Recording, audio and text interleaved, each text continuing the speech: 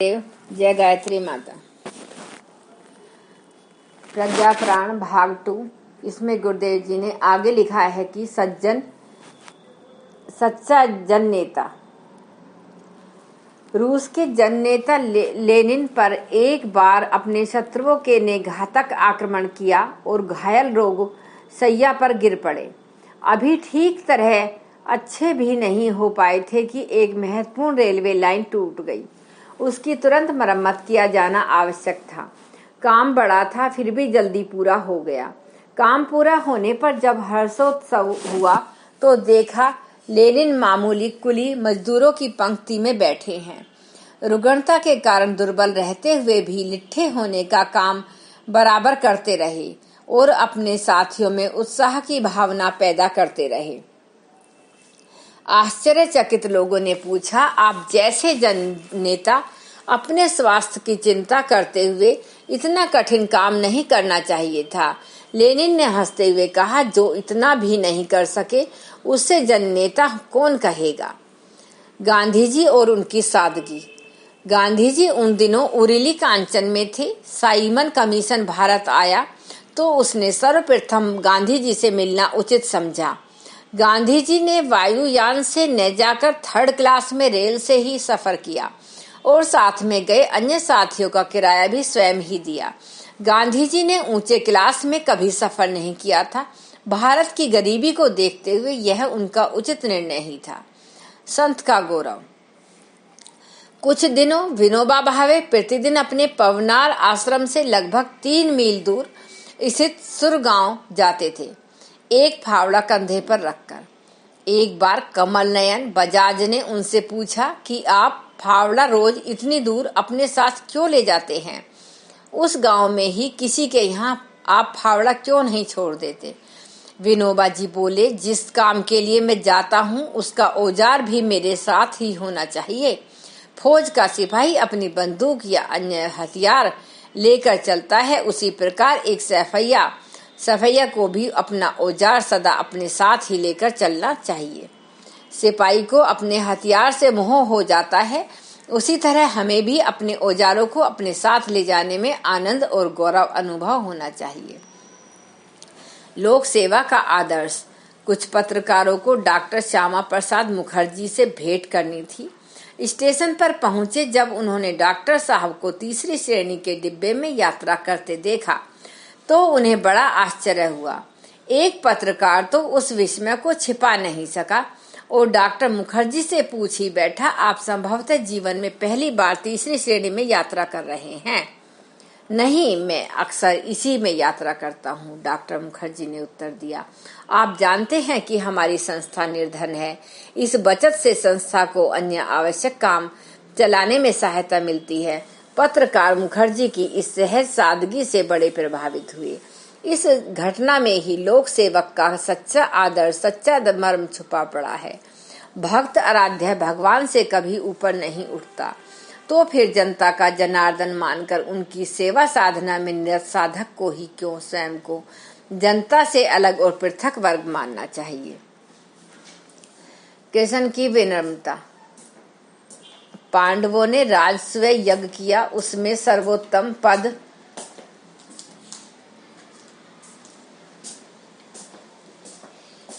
चुन लेने के लिए कृष्ण को कहा गया।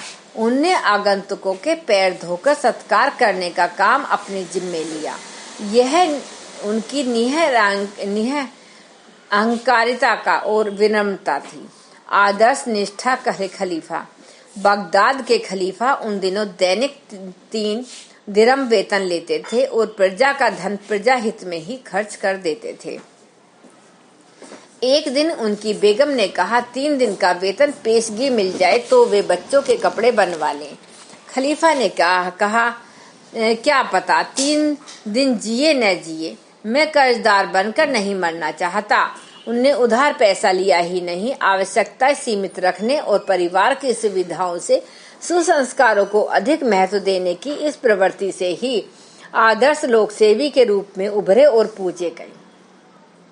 दास चरित्र एवं बुध। तथागत उन दिनों श्री बस्ती विहार में थे। जैतवन की व्यवस्था अनाथ पिंडक संभालते थे। दक्षिण क्षेत्र की प्रवज्जा से दास चरित्र वापस लौटे और बड़े विहार जैतवन में जा पहुंचे। दास चरित्र की भाव भंगिमा और विधि व्यवस्था वैसी नहीं रह गई थी जैसी कि जाते समय उन्हें अभ्यास कराया गया था। वे जहां भी गए बुद्धि की गरिमा और उनकी प्रतिभा का सम्मिश्रण चमत्कार दिखता रहा। सम्मान बरसा, धन बरसा, प्रशंसा हुई, आतिथ्य की कमी न रही। पा लेना सरल है, पचा लेना कठिन। प्रतिष्ठा सबसे अधिक दुष्पाच्य है, उसे गरिष्ठ भोजन और विपुल वैभव की तुलना में पचा लेना और भी अधिक कठिन है। दास चरित्र की भी स्थिति ऐसी ही हो रही है। अपच उनकी मुखाकृति पर छाया हुआ था। अनाथ पिंडक ने पहले दिन तो आतिथ्य किया और दूसरे दिन हाथ में कुल्हाड़ी थमा दी। जंगल से ईंधन काट लाने के लिए सभी आश्रम वासियों को दैनिक जीवन को कठोर श्रम से संजोना पड़ता था। अपवाद या झूठ के पात्र रोगी या असमर्थ ही हो सकते हैं। दास चरित्र इतना सम्मान पाकर लौटे थे कि वे अपने को दूसरे आहर्त के रूप में प्रसिद्ध करते थे। कुल्हाड़ी उन्होंने एक कोने में रख दी, मुंह लटकाकर बैठ गए। श्रमिकों जैसा काम करना अब उन्हें भारी पड़ रहा था। यो आरंभ के साधन काल में यह अनुशासन उन्हें कूट कूट कर सिखाया गया था। अनाथ पिंडक उस दिन तो चुप रहे। दूसरे दिन कहा, आहारत को तथागत के पास रहना चाहिए, यहाँ तो हम सभी श्रावक मात्र हैं। दास चरित्र चल पड़े और श्रीवस्ती पहुंचे। बिहार में तथागत उपस्थित न थे। वे भिक्षाटन के लिए स्वयं गए हुए थे। तीसरे प्रहर लौटने की बात सुनकर उनको अधीरता भी हुई और आश्चर्य भी। इतने बड़े संघ के अधिपति द्वार द्वार पर भटके और भिक्षाटन से मान घटाए, यह उचित कैसे समझा जाए। बेचैनी ने उन्हें प्रतीक्षा न करने दी और वहां पहुंचे तथा तथागत भिक्षाटन कर रहे थे। साथ ही मार्ग में पड़े उपले भी दूसरी झोली में रख रहे थे ताकि आश्रम के चूल्हे में उसका उपयोग हो सके। अभिवादन उपचार पूरा भी न हो पाया था कि मन को जानने वाले बुद्ध ने दास चरित्र से कहा, आहारत ही बनना हो तो अहंता गलाने और छोटे श्रम को भी गरिमा प्रदान करनी चाहिए। इसके बिना पाखंड बढ़ेगा और सत्य पाने का मध्यांतर बढ़ेगा। समाधान हो गया। अहंता गरी और श्रावक व्रत फिर से निखर आया।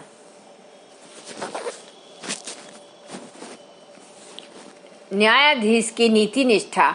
बंगाल के न्यायाधीश नीलम बंदोपाध्याय ने एक बीमा एजेंट के फुसलाने पर 5,000 का बीमा करा लिया। मधुमेह की बीमारी होते हुए भी स्वास्थ्य विवरण में उस बात को छिपा दिया।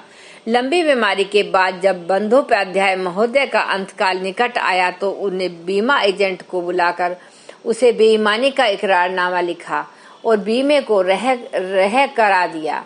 बोले, जीवन भर बुराइयों से बचता रहा तो मरते समय यह पाप सिर पर लाद कर क्यों मरूं।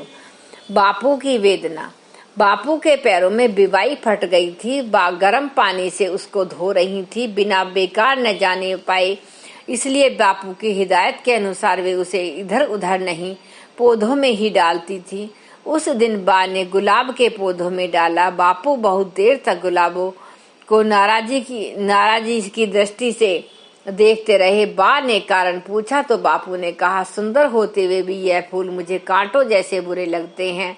इनके स्थान पर यदि शाक उगाए होते तो उनसे हम में से किसी का पेट तो पलता, श्रम का कुछ सार्थक परिणाम तो हाथ लगता। राजेंद्र बापू की सरलता। सन 1934 की बात है। सन 1134 की राजेंद्र बाबू कांग्रेस के अध्यक्ष चुने गए। उन्हें किसी काम से प्रयाग से निकलने वाले अंग्रेजी लीडर के संपादक श्री चिंतामणि से मिलना था। चपरासी को काट दिया। वह संपादक की मेज पर रखकर लौट आया और प्रतीक्षा करने के लिए कहा। राजेंद्र बाबू के कपड़े वर्षा से भीग गए थे। समय खाली देखकर वे उधर बैठे मजदूरों की अंगीठी के पास खिसक गए और हाथ सेकने तथा कपड़े सुखाने लगे। थोड़ी देर में कार्ड पर नजर गई तो संपादक जी हड़बड़ा गए और उनके स्वागत के लिए स्वयं ही दौड़ पड़े। राजेंद्र बाबू कहीं नजर न आए। ढूंढ खोज हुई तो अंगीठी पर तापते और कपड़े सुखाते पाए गए। चिंतामणि जी ने देरी न होने और कार्ड पर ध्यान न जाने के लिए माफी मांगी। हंसते हुए राजेंद्र बाबू ने कहा, इससे नाराज क्या हुआ, कपड़े सुखाना भी तो एक काम था, इस बीच निपट गया और अच्छा ही हुआ। फोर्ड जिनने अपनी कमाई परमार्थ में लगाई, छोटे से घर में जन्म लेकर संपन्नता की पराकाष्ठा तक पहुंचने पर भी महापुरुष कभी बदलते नहीं। हेनरी फोर्ड अमेरिका के एक छोटे से ग्राम ग्रीनफील्ड में जन्मे। घर की आर्थिक स्थिति खराब होने से उन्हें 12 वर्ष की आयु से ही नौकरी, रात में पढ़ाई और मस्तिष्क में मशीनों का बनाना सुधारना, इस प्रकार उनकी पूरी दिनचर्या उद्देश्यपूर्ण कार्यों में लगाई, जबकि दूसरे गरीब लड़के आवारागर्दी में लगे रहते। लगन की प्रचंड शक्ति ने हेनरी को स्वावलंबी इंजीनियर एवं मैकेनिक बना दिया। उसने कई तरह के मशीनों को बनाया और सुधारा। स्थान उसे इस दिशा में निष्णात बनाती रही। फोर्ड ने मोटर बनाने का नया कार्य हाथ में लिया और वह बिगड़ते सुधरते सफलता के स्तर पर पहुंच गया। उसने जलयान भी बनाए। अमेरिका में हेनरी फोर्ड का कारखाना प्रथम श्रेणी का है। उसमें 40,000 व्यक्ति काम करते हैं और हर मिनट में एक मोटर तैयार होती है।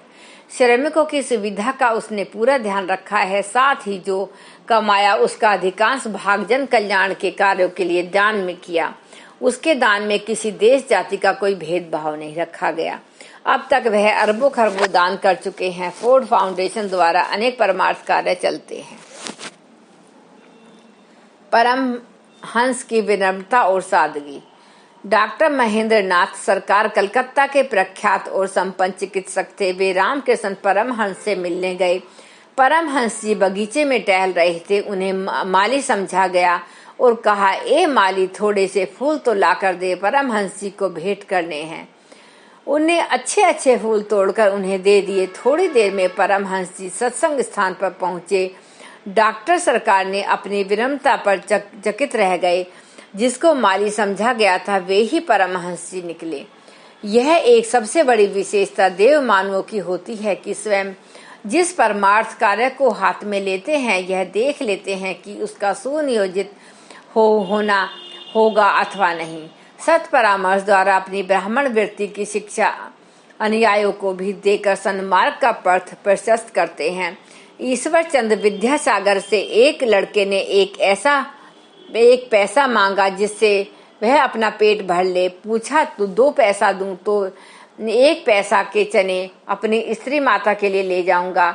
फिर पूछा गया कि 1 रुपया दूं तो बच्चे ने कहा, तब बाजार में घूमकर सामान बेचूंगा और स्वावलंबन पूर्वक आजीविका चलाऊंगा।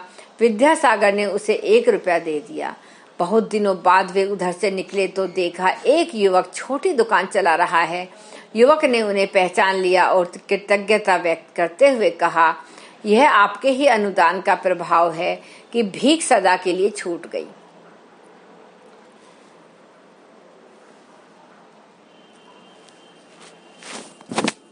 धन्यवाद।